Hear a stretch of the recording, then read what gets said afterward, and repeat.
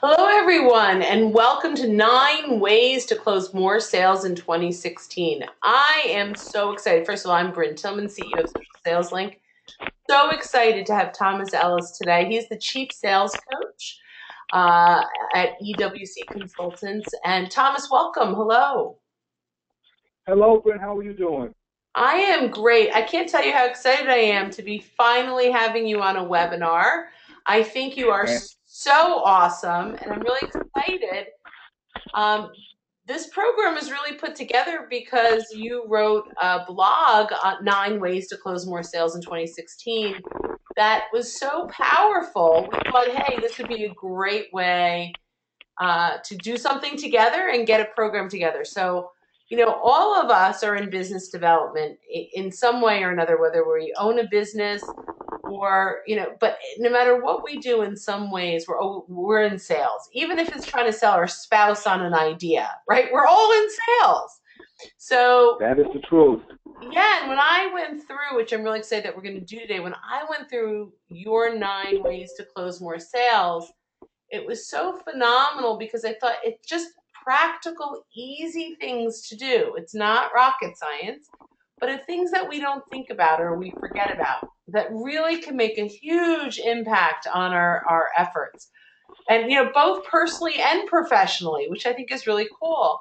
So we're going to hop into the your 9 ways. And what we like to do, everybody, I'm happy to have you guys on the call. We mute you when you come in because of feedback, but we love participation.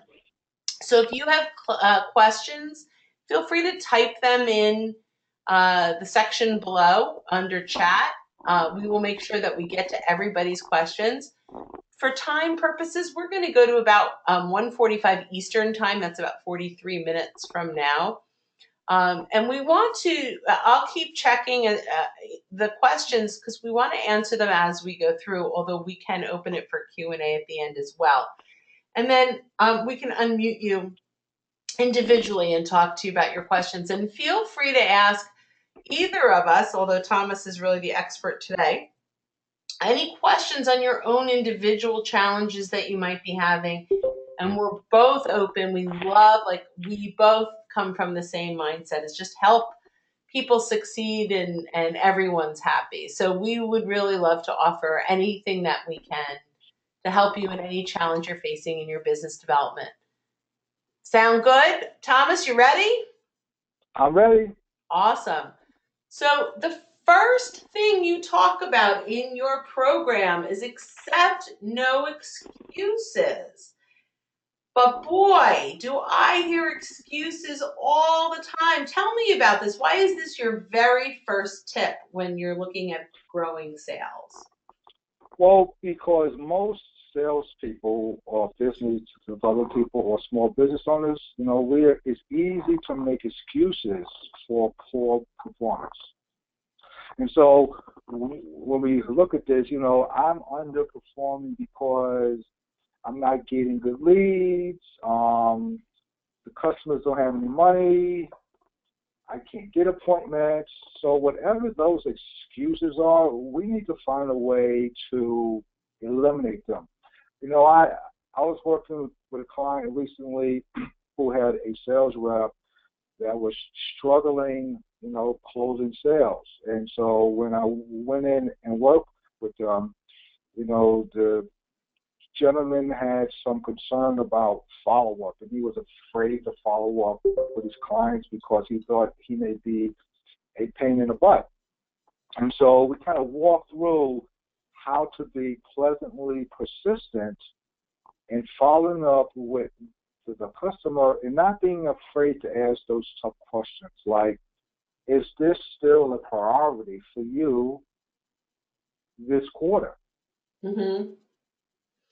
Yeah, so that's great. It's interesting. A lot of times that the excuses that we make are kind of made up in our heads. There are things that we think that we're going to be annoying to that person, but if we're bringing really great solutions and we're presenting it in a way like you just presented it, I mean, it just doesn't, we're providing a service, not being in the way. So I love that. So, what are some tips from a mental standpoint that you could give somebody that's stuck in?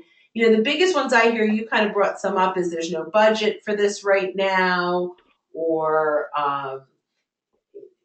my cousin is my insurance broker, right? Whatever it is, like there's that was actually one of my clients today. Is like, how do I get past that? I'm like, that's a tough one. Right. Yeah. But yeah. So what So are one of the some? things that.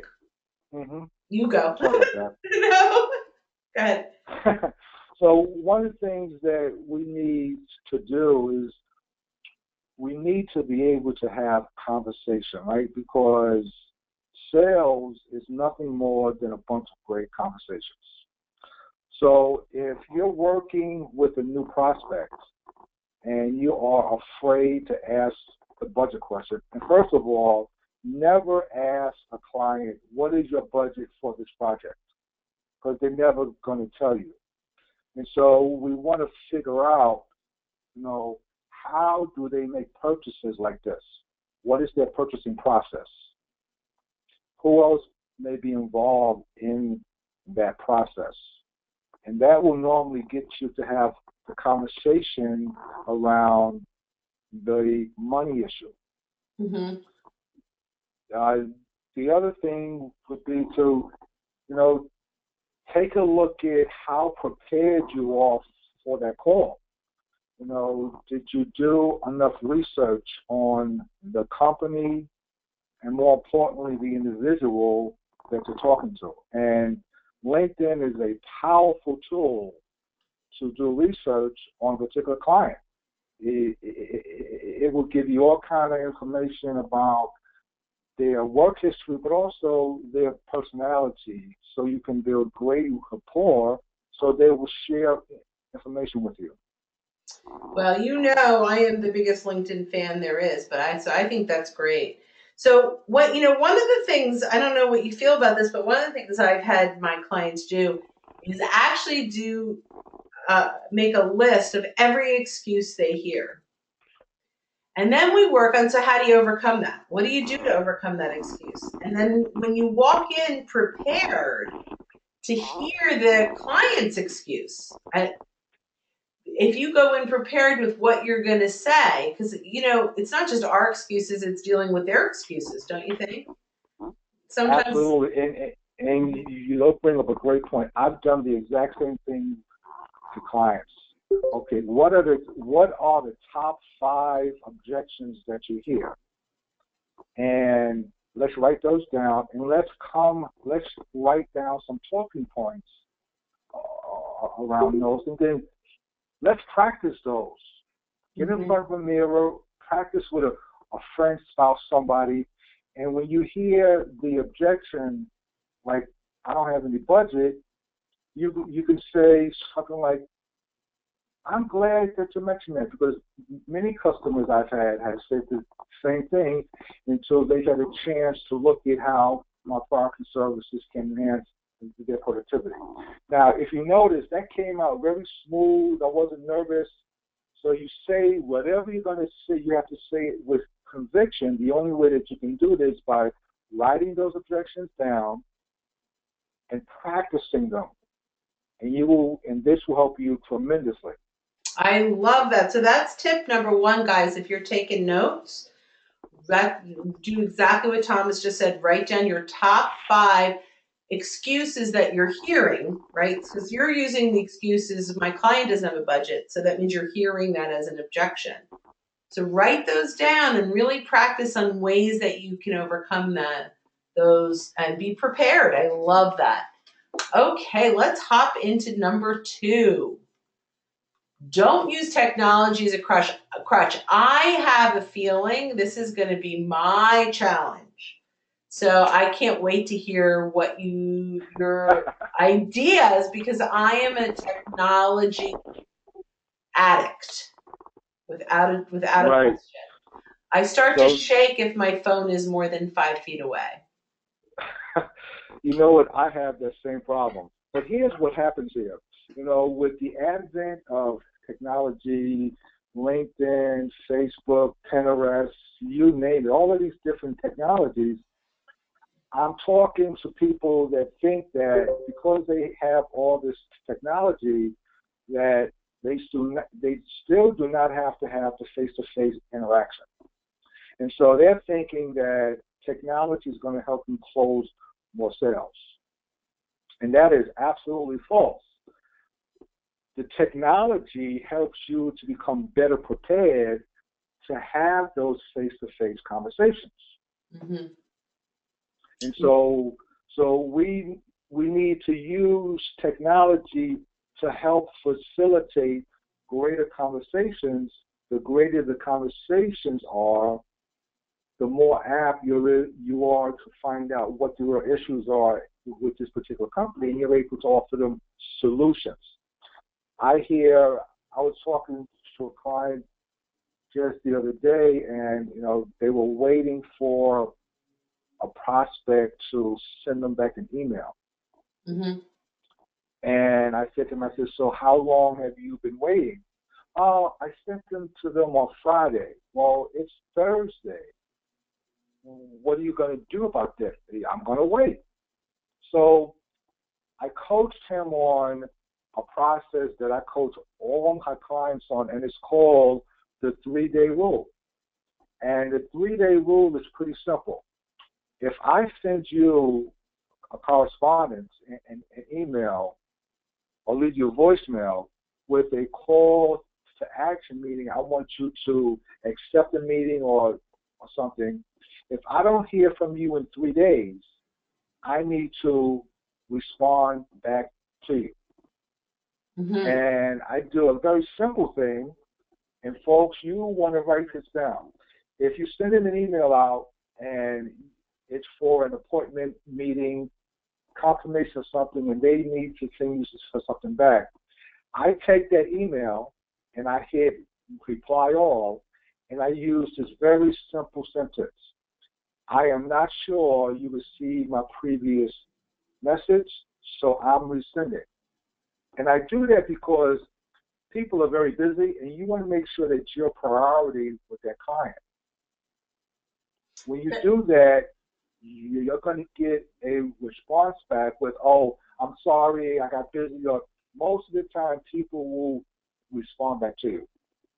That's a great tip. I don't think I've ever used that. So to recap, what you do is if you send an email out to someone and they don't respond, you go into your sent mail, you find that email, and you, in a sense, forward it back to them with, better than that. When in Outlook, there is a follow-up. Oh, so I use, okay, excellent. So you can put a follow-up right on that email? Right on that email. So you can tag that email to send it back to you as a reminder so that you can follow back up. That's great. I don't have Outlook. I use Gmail, but there's something called Boomerang that does a similar thing. So I love that. And I use it all the time, but I have never actually sent them my original email. So I think that's great. So if you're in Outlook, make sure you're using that follow-up button. If you're in Gmail, take a look at Boomerang. It's free, and you can get that from the Google Chrome store. So fantastic stuff. So I'm going to tell you, so you're saying definitely use technology, but don't use it as an excuse in a way. Don't use it as your only form. Make sure you're having conversations. But it sounds like, because we're talking about technology, that it's still a really good thing to use. Absolutely. So that's fantastic. And I have very process oriented. One of the things, don't use technology as a crutch, I would say, if someone asks you for a proposal or someone asks you for pricing, before you hang up the call and go put that together or leave, put the follow-up call in on your calendar. So I'm going to be sending you this proposal by Friday. How much time do you think you're going to need to review that? 10 days? Okay, terrific. Why don't we put time in the calendar on Wednesday where we can review your thoughts and schedule it before you even hang up the phone. So now I'm Oh, using great. technology. Yeah, you just hit on one of my hot topics, proposals. Okay, I believe that you should never, ever, ever send a proposal. I believe that you should, and I know there are cases where you can't do this, but you should have a face-to-face meeting with that prospect to discuss your proposal. I have a client that I started working with in January, and he sells voice over IP phone systems. And when we were talking, he was always sending proposals. And I said, why are you doing that? Because that's what the customer wants. I said, well, we don't always have to do what the customer wants, but I said, well, how many of those deals have you closed? He said, very little. I said, let me tell you why.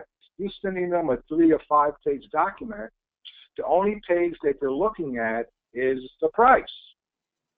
They're not looking at anything else, and they're looking at the price and they're going, oh my God, this is too much, and they don't read anything else. So in working with this client, I taught him that you need to sit in front of the client and walk them through the proposal line by page, and you get acknowledgement along the way. If you cannot meet them in person, you set up a call to review the proposal. And here's the key. You do not send the proposal until they're on the phone with you. Interesting. I And love that. this client that I work with, if we were to call him right now, he would rave that that's the best thing I've ever taught him. Because he says now when he sits in front of clients, he's closing 3 out of 5 deals that he does this with. That's awesome. What a great tip, guys. Write that down. Don't send a proposal until you are either on the phone already with the person or you're in front of them. I think that's great. I love that. Okay, gosh, there's some real golden nuggets in here I didn't even know we were going to get to because they're a little off the topic, but man, are they powerful. This is my favorite because I think everyone I know is a little guilty of this. So, we have a prospect, they're in the pipeline, we're so excited, they begin to evaporate, and we keep chasing because we want the deal so badly. So, tell us the magic around dealing with this, Thomas. You know what? This is one that we all face. I don't care when you started in sales. This is a good one because we're taught as salespeople never to give up, right? That's So right. we walk around with this never to give up attitude, and sometimes we have to sit down and evaluate, is this worth pursuing?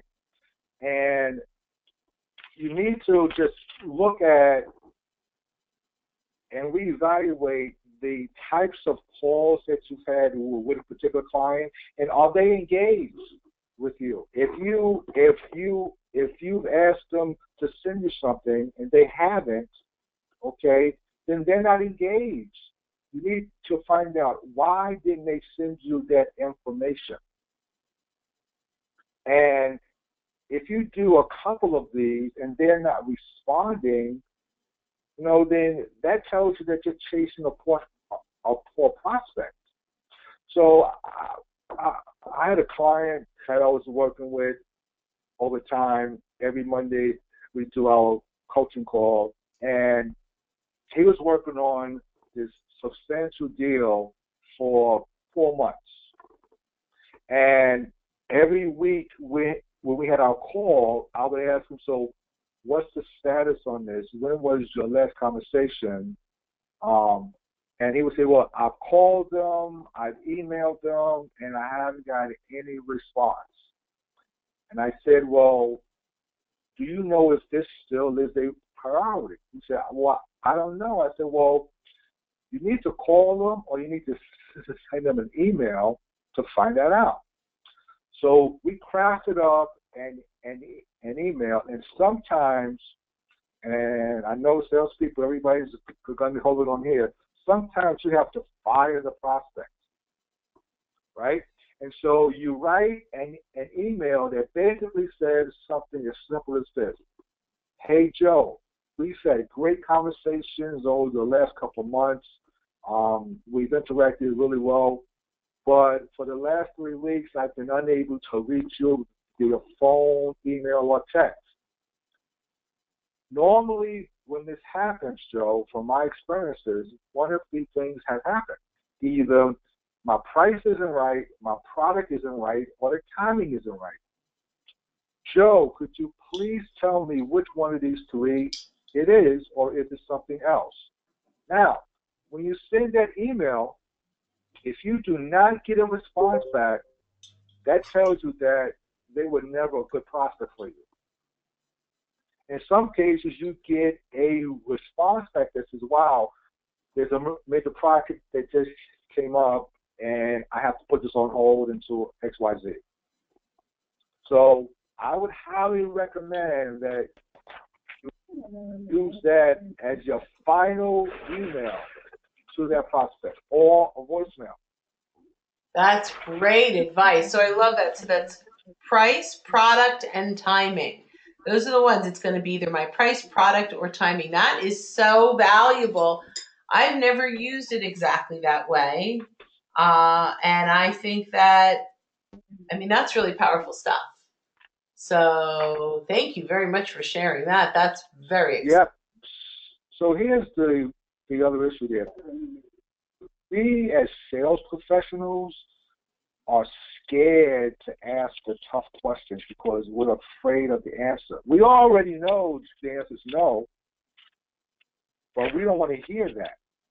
And I have to tell you that the top 1% of the best salespeople ask this question all the time to their prospects when the deal's going south. Ask the tough questions. Love it. Thank you so much for sharing that. That's awesome. So stop chasing the poor prospects and start focusing on the ones that are really engaging. So I have to text Lisa and ask her about that. I'm hearing some feedback here. Let's see. Guys, I thought I had muted everyone, but for some reason, let me see. Oh, no, you're fine. I'm hearing someone come over audio. Thomas, can you hear me? Yes, I'm here. Okay, great. Let's see. I try to mute some folks. So number 4, don't take your customers for granted. I don't think I do this, but I'm curious to hear what is taking your customer for granted and what can we do so that they feel appreciated? Okay, so when we talk about don't take your customer for granted, we're really talking about you think you have this customer in your pocket. They're sold. You just feel that. And you don't continue to pursue them properly. You may stop calling them. You may not present the proposal in a timely manner. You're just not on target with the customer. And even after you make the sale, right, and this is critical too, because once you make a sale, people just, and many sales organizations, they had taught to, you have to sell the customer and move on to the next customer. But I'm a firm believer in that if you sold a product to a company, there's probably some more opportunities in that same company for your products and services. Mm-hmm. And so if we take a look and go deep and wide in that organization, we're going to have much more success than going out and trying to find a new customer. So it's cheaper to go back to your existing customer and find new opportunities, right? So in your conversations with them, you should always be listening and taking notes on what are other opportunities there may be within this company. For That's example, interesting. if you sell voice over IP phone systems to a department, and there are many other departments within that company, why wouldn't you pursue the other departments when you're already in the account? That makes so much sense. You know, it's interesting to me that people can take their customers for granted because, you know, a lot of times when you're in sales, especially if you're not the owner, you're in sales, you sell it, you hand it off, and then you don't think about them nearly as much as you might otherwise. So I think that's great. What? Mm-hmm. Yep. One way to stay top of mind with your customers is to send them articles that are interesting to them. Notice I said interesting to them, not interesting to us, but interesting to them. Mm-hmm. And I'll give you an example of that. I was working with a client and I was doing some sales training and coaching. And I noticed through LinkedIn that they posted that they were looking for a sales manager. Okay? Mm-hmm. And so I reached out to the VP of sales and I said, hey, I noticed that you're looking for a sales manager. You know, is there anything that I can help you with? I have access to recruiter. Do you need help in the interview process? Do you do assessments? On and on and on.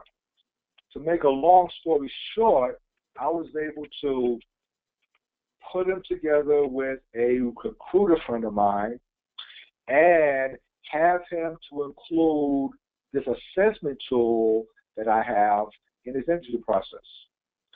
That's all done because I was paying attention to my client. I love that. I love that. Great story. So make sure we are not taking our clients for granted. How about, love this one. I have a little story. Don't assume you know everything about your customers. I love this one. Oh my goodness, you know, this goes back to, you know, we think because we sold a similar company, maybe the same industry, right? Maybe you sold something to a construction company, and now you think that you know everything about all the construction companies. But in everybody's company runs a little bit differently, even if they're in the same industry. And so it's our job as the sales representative to really get to know how this customer thinks, how they make decisions. And their management team is going to be a lot different than the other management team. Their structure, the way that they do things. Mm-hmm. So we should never assume, because we know what assume does, that we know everything about the customer. The best advice I can give you is to always be curious. See, you have to be curious about your customers. You know, and you have to follow them, right? You know, and I go back to LinkedIn a moment here, which is Brent's wheelhouse. Oops. You have, some companies have company pages where you can follow them and find out what's going on within their company. That's going to make you different than the average salesperson. I like to call that being a bud. And you probably will kind of write this down. B period, U period, D period. And that means be better, unique, and desirable. I love that. I see that in a lot of your stuff. You use that. That's kind of because if you are better, unique, and desirable, why wouldn't people buy from you? And so you need to do a lot of little things to get that label. And staying abreast of what your customers are doing really is going to let them know that you're not only just interested in making a sale, but you're interested in them as a company and the person that you're talking to. Love that. So I'm going to tell you just from a consumer perspective, a story that I like to tell a lot because it really gets to the point. And a lot of times it's a combination of assuming you know what your customer wants and not asking enough questions, which is kind of goes hand in hand. When I was, I guess, 24, I had a 4-year-old daughter who is now 25. And I was a single mom and saved a lot of money over 4 years because I wanted to take her to Disney World for her 4th birthday. So I didn't know how to book a vacation. I was 24. I was 20 when she was born. I was 24 now. I'd never gone on a big vacation on my own. So I called my mother and I said, how do you book a vacation to Disney World? She said, go find a travel agent. I said, great. So I found a travel agent. I went in. I said, I'm a single mom. I've been, saving every penny I have so that my daughter and I can go to Disney World for her 4th birthday. Book me. So she did. Didn't ask very much else. So I showed up and I had the Dutch Inn. I wasn't on property. My whole life, I always stayed on property. I didn't even know you could go to Disney World and not stay on property. So the first half of day of my vacation, I was upgrading to get on property at Disney World and Disney World property. So I was frustrated. My travel agent didn't get the commissions that she could have gotten if she had booked me on property. And I never used her again. But, one of the things when I go back and I look at why didn't she ask me? Because she just assumed as a single mom I wanted the cheapest. And I didn't. I wanted the best or most appropriate for my budget. She never figured any of that out. So I always tell this story. It's not really a big sales story, but at the end of it, you've got to ask the right questions in order to give the right solutions. So yeah, but another thing is never judge a book by its cover. That's right. I saved a lot of money. Anyway, number 6, don't rely on price to make the sale. This is a big one, especially since our clients are constantly telling us, trying to negotiate with us. So how do you deal with this one? So, this one is pretty interesting because everybody wants a lower price, right? I want a lower price. But when you go back, and this goes back to the first interaction you have with this client, okay? You're building a relationship with them. And everything that you do has to demonstrate value, even before they get the pricing, right? They have to feel that they're dealing with, I'm going to use my bud again, they got to know that they're dealing with a bud, somebody that's better, unique, and desirable. They have to feel that you're adding value to them. So how do you add value to your clients before you show them the price? It's the little things. You follow up on time. You send them articles on things that are pertinent to them. You show them that you have a genuine interest in their business, not making the sale. You become a resource for them, right? For example, I was working with a client who was having some marketing challenges, right? And I was able to introduce him to one of my marketing partners. And this was before I even made a sale. So I introduced them to the marketing person. They started having dialogue, and he began to help them with their marketing issue. When it came time for them to incorporate the sales training and coaching, price wasn't an issue because I'd already given them value, right? So give value first, and you won't have any problems with pricing. Now, I say that there are going to be some people that you're going to deal with that price is the ultimate decider. They're not going to budge. And I'm going to tell you that some of those customers you have to walk away from, because from my experiences, when you are in a situation where customers consistently beating you up about pricing, inevitably they become your worst customer. Mhm. So Yeah. they're gonna drain you. And so you have to be strong enough to say to the customer, I don't think this is a good fit for both of us, and you have to walk away. So I think that makes a lot of sense. And you know, you can always get a car for free, but is it the free car you really want? So Exactly. I love that. And for some reason, I'm not able to mute. There's someone who's actually typing. If you are typing and listening, if you could mute your phone, I'm not sure why I'm not able to do that. I would appreciate it. Thank you so much. Normally, I have a little control over that, but I can't seem to. All right, next. Don't forget to sell your company. What does that actually mean? So don't forget to tell the prospects about the great things that your company has done, okay? Mm-hmm. Because first of all, the initial part of the sales process, the customer is buying you first. So he buys and trusts you first. He feels comfortable. But then he wants to know about your company, right? Mm-hmm. And it's not okay to just say, we've been in business since 1945, and it was built by so-and-so and so-and-so, and it was done by this. You need to tell them real life stories about customers that you have helped with a similar problem to what they have.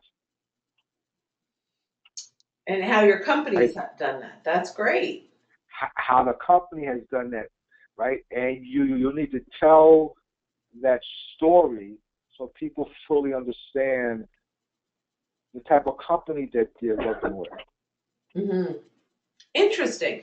So I never really thought of this. You know, it's usually just giving the background of the company, and but as a consumer or business that buys things, if I have a sales rep that clearly loves their company and they're excited about their company and they're sharing that, I am much more likely to be open to buying than the salesperson.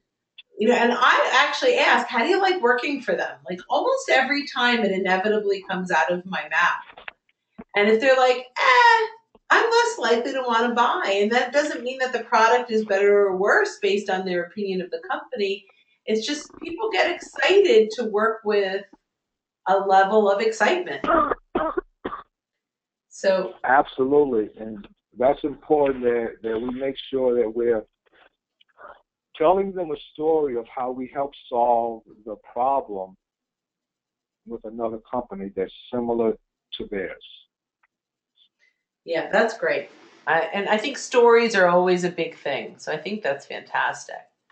So don't wing it, plan it. I love this because, you know, I work with so many people every single day. And if I say to them, what do you do every day? They don't even know. They don't even know where their 8 hours goes. I respond to voicemails. I respond to emails. And then my day is over. And they don't even know what they do or Right. they did on a daily basis. Right. So I love this. So tell me about this. So this has all to do with your preparation and planning, right? And I always like to tell the story of when you have that first appointment, right? The very first appointment you have with the specific client. Now, let's back up some. It may have taken you 3 weeks to 3 months to get an appointment with the decision maker to talk about your products and services. And we spend all this time calling and emailing and doing everything else, and we get the appointment, and the appointment normally lasts for a half hour. Mm-hmm. And then show up, and we don't have no plan of how we want to conduct this sales call. No plan. We don't have an objective. So what is the objective of the call? Okay? And have I done my research? Have I looked at the person's LinkedIn profile? Have I looked at their website? Have I looked at any Google alerts or anything that's going on within their company? And have I formulated my strategy for that call? And so I have most of the clients I work with, I make it important that whenever they're getting ready to go on a call, that they have this information a few days before.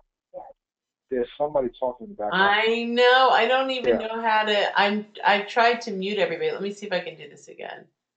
And so when you get all of this information, and now you can sit down and plan the call. Mm-hmm. What do you want to accomplish in this sales call? What information do you want?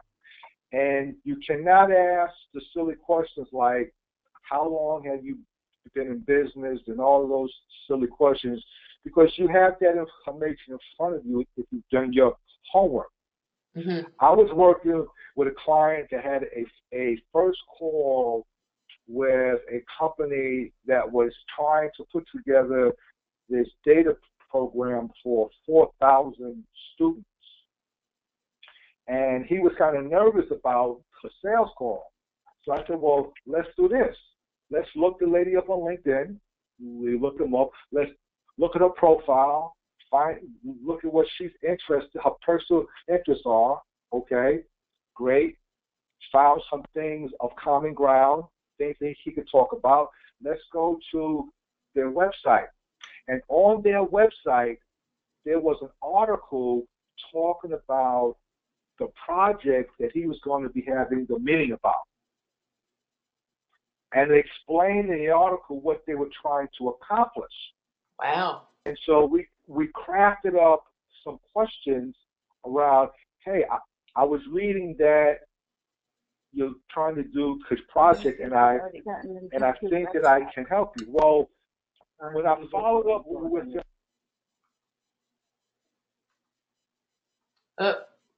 in trying to mute, I think I muted you, Thomas. Hold on. Are you back? Okay. I'm trying to mute that one person. I apologize. I'm going to go. Everyone, wait, bear with me 1 second, guys. So sorry. All right, Thomas, let's try that.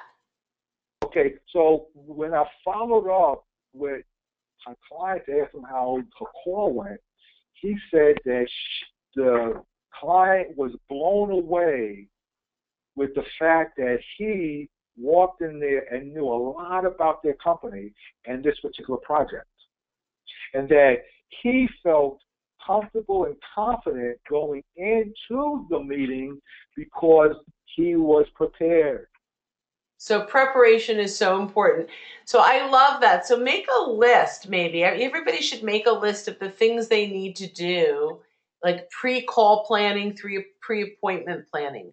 What are you going to do to prepare for that? I love that. Don't just show up. Yep, that's great. And then make a list of some questions, right? Some open-ended, closed-in questions. And you should do this anyway. As a practice, you should have 10 open-ended questions and about 5 closing questions that you write that pertain to your business, and that you study those questions. And you're not going to ask all of them on every sales call, but at least over a period of time, they'll be memorized. And so you have those questions at your fingertips. So you don't wing it, because keep in mind, if you are not prepared for the call, the prospect knows that you're not prepared, and you never get a second meeting. It's kind of like dating, right? If you screw up the first date, you don't get a second date. That's probably true. I love that. Excellent. And for our last slide today, get new habits. Tell us a little bit about new habits. So the first habit that people, and we all know we should do these things, but we really don't. Number one, preparation. if you're making cold calls, and I hope people aren't making cold calls anymore because you have Bryn on the call here that can show you how to make warm calls. Mm-hmm. But you need to be, preparation is key, one. Number two, structure your day in a manner that most of your day is spent driving activities, not administrative work. That's a very good habit to get into. Right? Absolutely. So your main function every day should be getting appointments and moving sales forward. Yeah, Okay? I always say, yep, the most successful salespeople are delegating the stuff that is not generating revenue. Right. If it's not going to generate revenue, why am I doing it? When I ran a sales organization years ago, I taught the sales people, ask yourselves this question: is the activity I'm doing right now going to lead me to a sale? And if the answer is no, stop that activity and do an activity that's going to lead to a sale. The third habit is that you should be always sharpening your skills. Right? Whatever areas that you need improvement in, you should be taking personal responsibility for improving that. Do not wait on the company that you work for to do that for you. There are lots of places where you can get help, whether you need help in prospecting, proposals, whatever that is. Read books, seminars, webinars. That's great. I'm sorry, guys, that we have this in the background. I have tried to mute as many times as I can. It's crazy. The other habit is basically, Donna, can you go have a plan every day and block out time to do the necessary activities. So have a plan and work that plan. Write down what your weekly goals are. Yeah, that's great. Make sure that those goals are attainable goals. And when you finish a task, you should check it off because it's going to make you feel so good. Mm-hmm. Wow, I got that done. I got that proposal done. Wow, that's great. I love checking things off. Absolutely. It's the best feeling in the world. Yeah. But we have to make a list in order to check them off so we can feel good. The other habit is always celebrate the small successes. Interesting. Right? The small successes. A small success could be something as simple as, I've been trying to get a hold of his client for a few weeks and I finally have an appointment. That is a success. Right. Celebrate your small successes. Hey, I said I was going to reach out and connect with 10 people on LinkedIn today. I did it. That's a success. I said that I was going to ask my client for a referral, and they did it. That is a success. I have a third meeting with the same client. That is a success. That's great. So celebrate the small successes. I love that. I actually have one client that before he worked with me, he worked at a large corporation, and a consultant came in and gave points to all of his tactics and things that happened. So if he got on a call with a prospect, it was worth 5 points. If he booked an appointment, it was worth 10 points. And so there were points that were given to all of his activity. He had a number 75 points a day, that if he hit 75 points a day, he was doing well. And so he gamified all of his activity, and I thought that was really cool. And that really helped to drive those activities. So That is a great system. yeah, it was really fun. So guys, we went through a lot. Thomas gave us some incredibly powerful tips. I hope you were taking notes. I heard people typing away, so I'm sure you guys were. It's very cool.